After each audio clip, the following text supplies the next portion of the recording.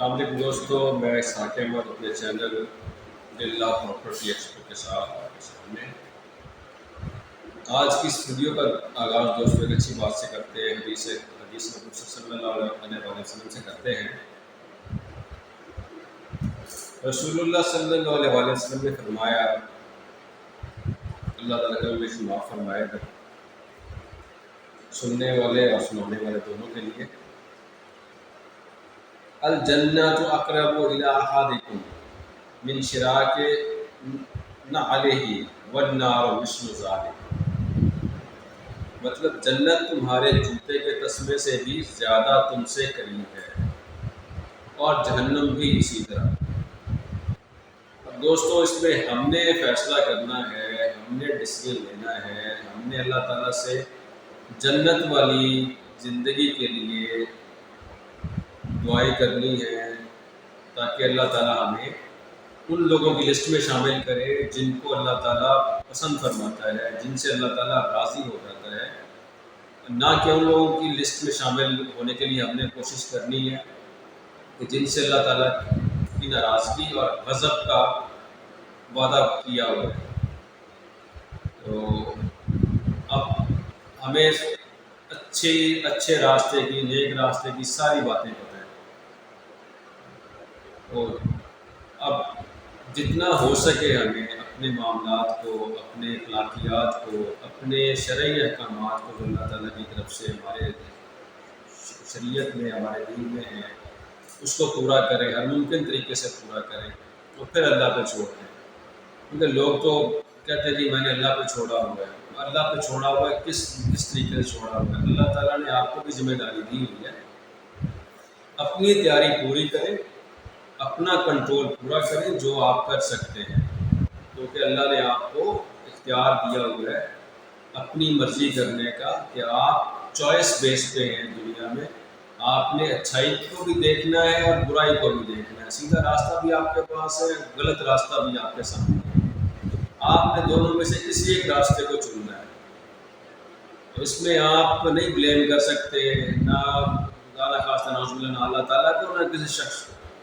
آپ نے خود دیکھنا ہے کہ میرے لیے اچھا کون سا راستہ ہے، برا کون سا راستہ ہے، وہ کون سا راستہ ہے جس میں آزمائشیں تو آئی ہیں، تکلیفیں بھی آئی ہیں، لیکن وہاں کامیابی کھلتی گئی ہے آگے،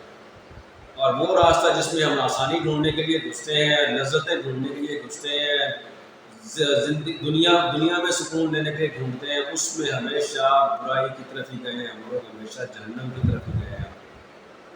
کیونکہ دنیاوی لذتیں جتنی بھی ہیں وہ ساری جہنم کی ہیں۔ تو اس لیے اپنے آپ کو ہم نے جنت والے راستے کی طرف لے کے جانا ہے، اللہ تعالیٰ کی رضا والے راستے کی طرف لے کے جانا ہے، اور برائی والے راستے سے، جہنم والے راستے سے اللہ تعالیٰ سے بچنے کی دعا کرنا ہے۔ دوستو آج کی جو ویڈیو ہے یہ ہم بنا رہے ہیں اسکائی جو نیا پاکستان کے اپارٹمنٹ ملٹی سٹوری بلڈنگز کے پروجیکٹ ہیں ان کے حوالے سے۔ پاکستان میں ڈفرینٹ سٹیز میں یہ پروجیکٹ سٹارٹ کیے گئے، کچھ سٹارٹ ہونے سے پہلے جسٹ کانٹریکٹ اسٹیج پہ شیلف ہو گئے، پرائسز آؤٹ آف کنٹرول ہو گئی، کچھ جو ہے وہ ایگزیکیوٹ ہونے کے چند عرصے بعد وہ بھی اس وقت فل سٹاپ سچویشن میں ہے، کچھ جو ہے وہ سلو چل رہے ہیں۔ اس میں بہت سارے ایسے فلاز ہیں جو میں آپ سے کچھ ڈسکس کروں گا، کیونکہ ہاؤسنگ کا پروجیکٹ جتنے بھی پرائیویٹ ہاؤسنگ ڈیولپرز کر رہے ہیں وہ سارے کے سارے پروجیکٹس اگر ہم دیکھتے ہیں تو وہ بیسیکلی اسٹارٹ میں وہ لوگ جسٹ ایک کانسیپٹ جو ہے وہ مارکیٹ میں دیتے ہیں اور اس کے بعد اس پہ بکنگ شروع کرتے ہیں، وہ امیجیٹلی فرسٹ ڈے سے شروع نہیں کرتے، نہ وہ اپنا پیسہ اس میں لگاتے ہیں، سم ٹائم لوگ کے پاس پیسہ ہوتا ہے، سم ٹائم پیسہ نہیں ہوتا، سم ٹائم وہ گیم کر رہے ہوتے ہیں۔ تو اس میں جو جتنے پروجیکٹ اس وقت نیا پاکستان کے چل رہے ہیں وہ سارے کے سارے فلاپ ہونے کی وجہ جو ہے اس کی مین یہی ہے کہ ان کو پراپرلی کنسیو نہیں کیا گیا، ان کو سمجھا گیا کہ شاید لوگ پاگلوں کی طرح فنڈنگ کریں گے، پاگلوں کی طرح قسطیں دینا شروع کر دیں گے، اور سیکنڈلی جو اس میں سب سے بڑا جو فلا ہے وہ یہ کہ یہ صرف گورنمنٹ کے امپلائیز تک لمٹائز کر دیا گیا تھا، جو کہ ایک بہت بڑا فلا ہے. گورنمنٹ امپلائیز مجھے آپ لوگ بتائیں کہ ان کی کتنی سیلریز ہوتی ہیں, وہ کتنا اس میں انویسٹ کر سکتے ہیں. وہ چور راستے ڈھونڈیں گے, ٹھیک ہے, وہ کسی بھی طریقے سے جو بھی یہ کانٹریکٹر بنا رہا ہوگا اس کو دبانے کی کوشش کریں گے کہ مجھے اپارٹمنٹ آپ فری میں دیں. مطلب ایک طرح کا ہم نے قبضے کے راستے کھول دیے. آپ اس کو گورنمنٹ کے لوگوں تک محدود نہ کرتے, آپ اس کو اوپن مارکیٹ میں ڈالتے. بھائی جو لے سکتا ہے لے, لیکن نیڈی پیپل, کیونکہ آپ کے پاس ڈیٹا سارا اویلیبل ہے, لینڈ ریکارڈ سب کے پاس اویلیبل ہے, جس کی اونرشپ میں گھر ہے, پلاٹ ہے اور اپارٹمنٹس ہیں, جو کچھ بھی ہے وہ سب اویلیبل ہے. تو جو لوگ نیڈی ہے صرف ان کو اس میں پریفر کیا جاتا ہے, ان کے لیے یہ ساری ارینجمنٹس کی جاتی ہیں. تو جو گیپ ہے ہاؤسنگ کی ڈیمانڈ اینڈ سپلائی کا, وہ بھی اس میں کور ہو جاتا ہے. لیکن یہ اسپیسیفکلی ڈال دیا گیا کہ جی اس کو جو ہے گورنمنٹ امپلائیز وہ اس کے بینیفیشریز ہوں گے, اس کے اینڈ یوزرز ہوں گے. آپ کو دیکھیں کہ جب ایک اپارٹمنٹ کی پرائس 6,000 روپیہ پر اسکوائر فٹ پڑے گی, اس کی کاسٹ, یا 7,000 روپیہ پر اسکوائر فٹ پڑے گی کاسٹ, تو اور وہ اپارٹمنٹ کی قیمت جا کے پڑے گی 1,25,00,000, 1,30,00,000, 1,10,00,000, یا لیٹس سپوز 80,00,000, 85,00,000. مجھے بتائیں اس کو ایک عام آدمی جس کی سیلری ہارڈلی 50,000 ہے, 60,000 ہے, 1,00,000 تک ہے, 1,50,000 تک, وہ کیسے افورڈ کر سکتا ہے؟ اس نے اپنے بچوں کے خرچے بھی نکالنے ہیں, ایجوکیشن بھی نکالنی ہے, اپنا کچن بھی چلانا ہے, اس نے اپنے ڈیلی کے ایکسپینسز بھی مینٹین کرنے ہیں. وہ کیسے کر سکتے ہیں اس کو؟ یہ پروجیکٹ جتنے بھی ہیں سب غلط کنسیو کیے گئے ہیں. ان کو چاہیے تھا کہ سب سے پہلے ایک کانسیپٹ بناتے, مارکیٹ میں اس کو پھینکتے, مارکیٹ سے اس کا پیسہ اکٹھا کرتے, کیونکہ اس میں گورنمنٹ کا فنڈ انوالو نہیں ہے, کسی اسٹیج پہ بھی نہیں ہے. گورنمنٹ کا اگر فنڈ انوالو ہو تو پھر اس طرح کے پروجیکٹ, گورنمنٹ کے پروجیکٹس جو ہے نا وہ کرنے کے لیے فیزیبل ہوتے ہیں. ادروائز یہ پروجیکٹ جاتا ہی اس ماڈل کے اوپر ہے کہ آپ کانسیپٹ بنائیں, ایک بیسک کا پیمنٹ پلان بنائیں اور اس کو مارکیٹ میں ڈالیں, مارکیٹ میں پھینکیں, مارکیٹ سے اس کا رسپانس لیں, کچھ ڈیلرس کو انوالو کریں, کچھ کمپنیز کو انوالو کریں, کچھ انویسٹرس کو انوالو کریں, اور پھر آپ جو ہے اس کو پراپرلی اپنے جو آپ کے ڈریمز ہیں کہ پاکستان میں ہم لوگ ہاؤسنگ کو کس طریقے سے وہ کنٹرول کر لیں, اس کو کر سکتے ہیں. ادروائز آپ نہیں کر سکتے. اور آپ ہاؤسنگ جو ہے وہ اس کو جس دن سے انڈسٹری ڈکلیئر کیا گیا ہے, اس کی پرائسز ایسے شوٹ کر گئی ہیں کہ ہم بتا نہیں سکتے. اب یہ بات کریں گے sky line apartments. Sky line apartments ہیں, پھر G13 میں اپارٹمنٹ بن رہے ہیں, ان کی, پھر یہ غریب آباد میں چپرارا اسکیم 3 میں اپارٹمنٹ بن رہے ہیں, ان کی بات کریں گے. آپ اگر ان کا کانٹریکٹ دیکھیں تو آپ کو ان کے کانٹریکٹ میں بہت سے فلاز نظر آئیں گے.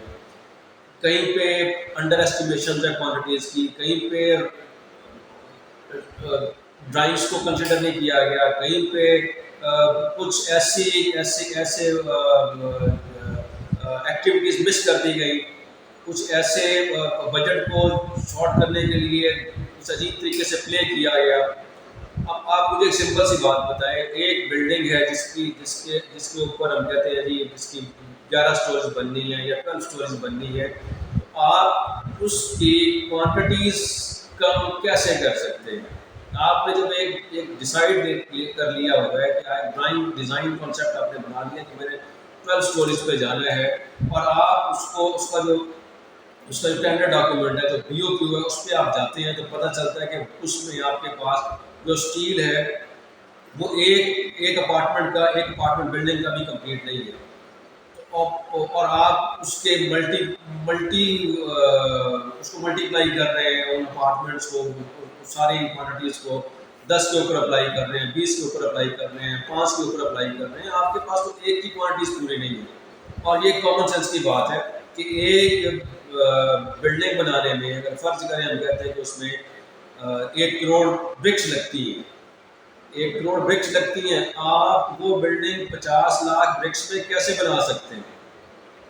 ایک بلڈنگ میں اسٹیل کی کوانٹٹی 15,000 ٹن لگتی ہے, آپ اس بلڈنگ میں اسٹیل جو ہے وہ 3,000 ٹن میں کیسے بنا سکتے ہیں؟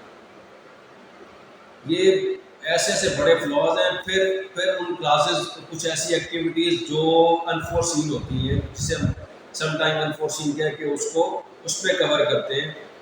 وہ اس میں کور نہیں کی گئی. پھر ایک فورس میجور کا امپیکٹ آتا ہے، ایک ایلیمنٹ آتا ہے جس میں گورنمنٹ جو ہے وہ کسی گورنمنٹ ڈسیبل ہو جاتی ہے، یا کسی وجہ سے کوئی ایسی وبا آ جاتی ہے، یا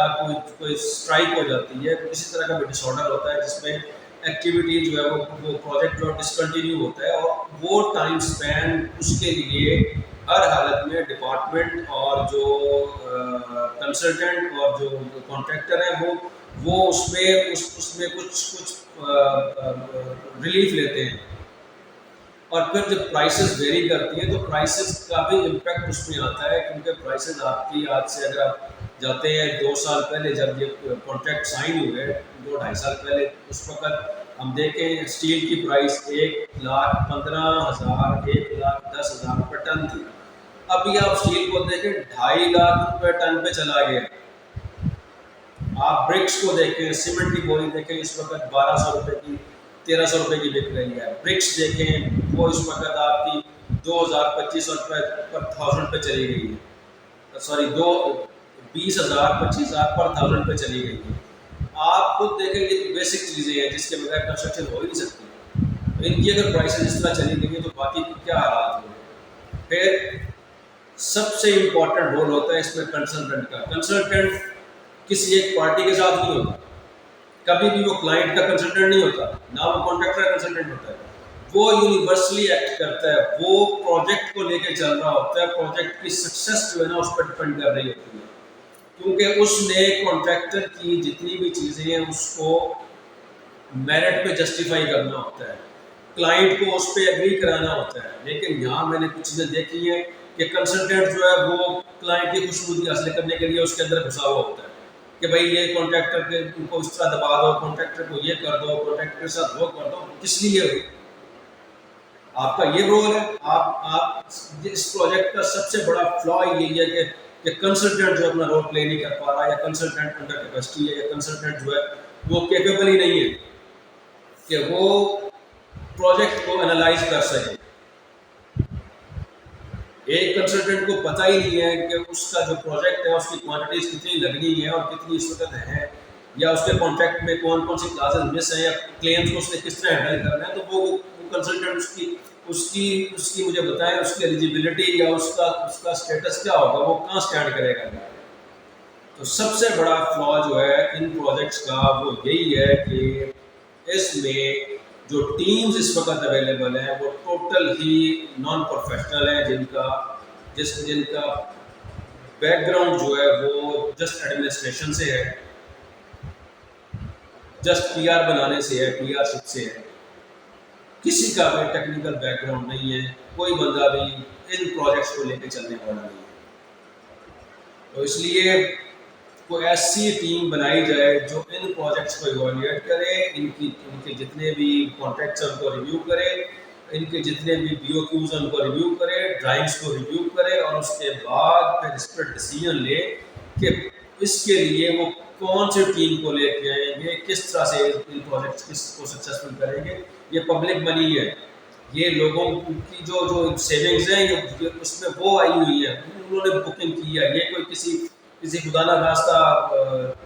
چور بازاری سے پیسے نہیں آئے ہوئے. اس کے علاوہ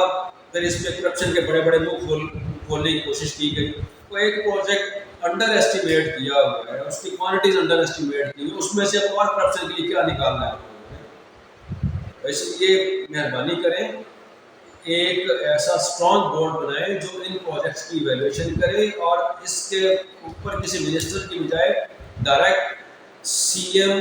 ڈائریکٹ اپنے جو بھی اتھارٹی ہے وہ ان کو خود لک آفٹر کرے اور اپنے سامنے بیٹھ کے ان کی ورکنگ کرائے، اور کچھ چیزوں کو خود بیٹھ کے کیلکولیٹ کروائے اپنے سامنے بیٹھ کے. کیونکہ یہ چھوٹے پروجیکٹس نہیں ہیں، کوئی 30 بلین کا ہے، کوئی 40 بلین کا ہے، کوئی 20 بلین کا ہے، کوئی 15 بلین کا ہے. یہ چھوٹی اماؤنٹ نہیں ہے، بلینز کے پروجیکٹس ہیں. اس لیے اس کے اوپر سیریس ہو کے سوچا جائے اور کوشش کی جائے کہ پبلک منی کو سیو کیا جائے. مجھے امید ہے کہ میری ویڈیو ہے جن حکام کو، جن ایڈمنسٹریشن کے لوگوں تک پہنچے گی، وہ ضرور اس پہ غور کریں گے، اور جو پبلک پبلک انوالو ہے ان پروجیکٹس میں، جنہوں نے بکنگس کی ہوئی ہیں، وہ ضرور میری اس ویڈیو کو دیکھیں گے، لائک کریں گے اور کمنٹ کریں گے، اور میرے اس چینل کو سبسکرائب کریں گے، کیونکہ ہمارا مقصد ہے چیزوں کو سیدھے راستے پہ میرٹ پہ لے کے آنا، حقدار کو اس کا حق پہنچانا، اور اداروں کو کسی بھی طریقے سے چیزوں کو ریویو کرنے کے بارے میں فورس کرنا۔ تو امید ہے کہ میری یہ ویڈیو دوستوں آپ لوگوں کو پسند آئی ہوگی۔ آپ کو میری اس ویڈیو کو لائک کریں، اس پہ کمنٹ کریں، اور میرے چینل کو ضرور سبسکرائب کریں۔ آپ کا دوست، آپ کا میزبان اسحاق احمد۔ ٹیک کیئر، اللہ حافظ۔